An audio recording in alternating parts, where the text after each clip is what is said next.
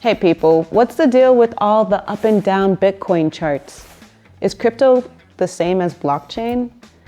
How can the money be digital and safe at the same time in the first place? Who's this Satoshi guy? Did Elon Musk invent Bitcoin? And is it too late to invest in Dogecoin? If you feel left out of the conversation when friends start discussing the latest Ethereum crash or another Elon Cryptos tweet, here's our straightforward, plain English guide on how cryptocurrency actually works. My name is Laura, I'm from Wisey. Let's get started. Let's start with the definition of cryptocurrency, an evolution of media of exchange before switching to plain English as promised. Cryptocurrency is a collective term for any digital currency used as a medium of exchange that is essentially a collection of electronic records which are verified and maintained in a decentralized manner using cryptography. If you look at the evolution of the media of exchange, things will become clearer right away. It's a natural progression of things. This is how. At first, people were exchanging stuff for other things. Let's say it used to be a barter economy. If you needed eggs but you had horses, you could exchange your horses for 100 hens or whatever the exchange rate for a chicken to a horse was back then. Then people started appreciating the value of metals like bronze, silver, and gold. So they invented coins and bullions, something very tangible with the exact value, something that could be easily resold at any time. Then came the government with paper money.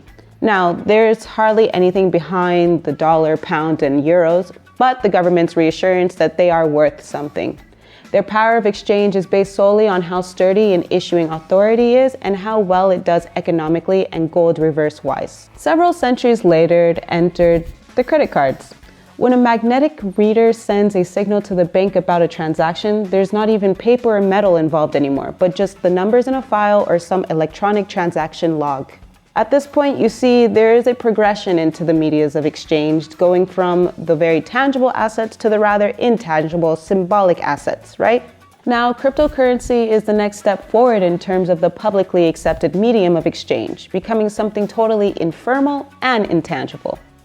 Yet, people trust it enough to invest into it and/or use it to buy and sell things or pay for services. But how come? Well, apart from being decentralized, cryptocurrency is actually rather transparent, traceable, and generally safe to use. Here's how.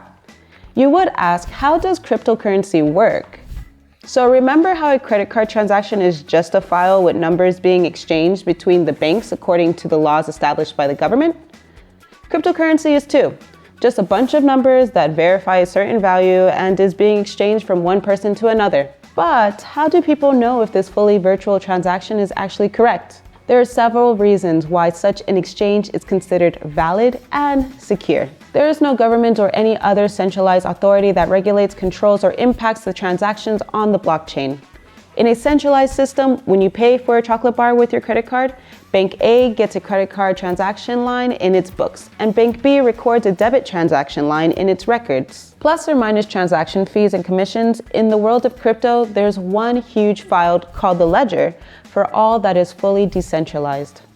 It takes an army of people to run the copy of this ledger file on their computers to make this system independent from any central authority. All those people who agreed to use the computing power of their laptops and PCs to keep the copies of the ledgers are called miners. The process is respectively called mining. There are about 1 million miners in the world today. Just have a look at distribution of Bitcoin mining hash rates by country from September 2019 to August 2021. So, when a person wants to send an X amount of Bitcoin or other cryptocurrency to another person, a series of these individual computers check if the sender has sufficient funds in their wallet. Once these multiple computers on the chain holding a copy of a ledger okay the transaction, the amount is transferred. Even if a few of the computers on the chain get hacked where amounts on someone's wallets are changed, it's impossible to hack all of the computers due to the mere distributed nature of the system. This leads us to another question, the blockchain architecture, and why is it so immutable to hacking and forgery? Now it's time to find out what is blockchain. Blockchain is a decentralized, distributed, secure, and mostly public ledger or database of transactions that are kept in separate, interconnected blocks using cryptography. Each of the blocks contain information about previous blocks, which make the system highly resistant to any change due to the high level of traceability. So, any translation on a blockchain will have the regular data like the amount sent to whom it's sent to and when.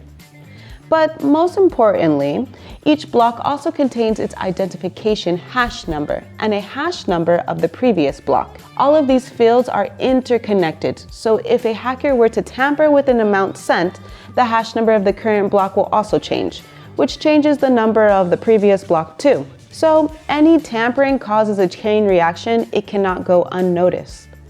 Mind you that blockchain is not Bitcoin, but just a popular method of ledger keeping that can be used for any cryptocurrency, Bitcoin, Ethereum, or Dogecoin.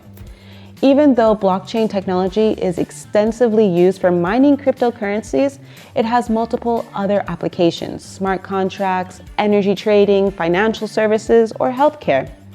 Before we continue, did you get what blockchain is? Tell us please in the comments. We will try to help. Thank you. So next, let's figure out what is Bitcoin. Bitcoin is a forefather of all cryptocurrencies, invented in 2008 by a group of mysterious people or Satoshi Nakamoto. We don't really know, but it was released to the public in 2009. This decentralized digital currency ran on blockchain technology on a peer-to-peer network without any central authority. In 2022, it's the second most popular currency for transactions, with Ethereum taking the lead since 2017. Only 21 million Bitcoins can be ever issued, and by 2022, there are over 18 million in use. A major criticism of Bitcoin has to do with its detrimental impact on the environment, suspected use to launder money gained as a result of illegal activities, as well as its price volatility. There are many theories about the creator of Bitcoin. Satoshi Nakamoto, who is alleged to own around 900,000 Bitcoins. While Elon Musk fans suggest that he is the person behind the idea, the billionaire himself mentioned in an interview that he believes that an American gent with Hungarian descent called Nick Szabo is the genius at fault. Now, let's talk about the most popular cryptocurrencies. While there are different rankings of cryptocurrencies based on several transactions, exchange rates, etc., these top cryptocurrencies are sorted according to their market cap. New cryptocurrencies still appear on the market, and their success depends on several factors. Some as solid as the scientific calculations and security measures, others being as feasible as marketing ploys, memes, and celebrity tweet mentions. So, is cryptocurrency good or bad? Do sun rays have positive or negative effects on health? Are $1,000 a lot or nothing? Is excessive weight a blessing or a curse? It depends, right? Should the famine come, that excessive weight can keep you alive for months. Sun exposure helps produce vitamin D that saves kids from rickets, and it also gives people skin diseases. Cryptocurrencies have lots of advantages. Easy access to payment from anywhere in the world as long as there's an internet connection, when it takes millions to set up a brick-and-mortar bank.